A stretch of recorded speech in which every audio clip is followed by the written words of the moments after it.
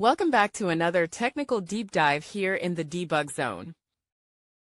Today we're tackling a big question and breaking it down with insights from other users. Hopefully this clears up some misconceptions and helps you get the answer you need. So buckle up, stay a little curious, and let's jump right in.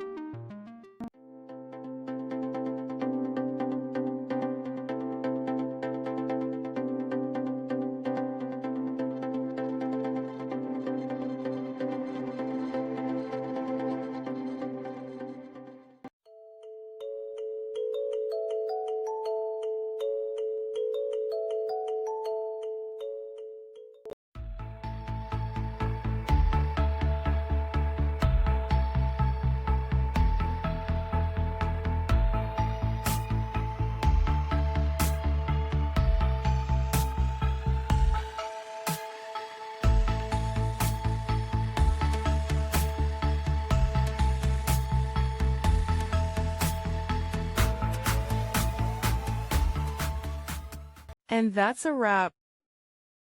I hope you found the answer you were looking for.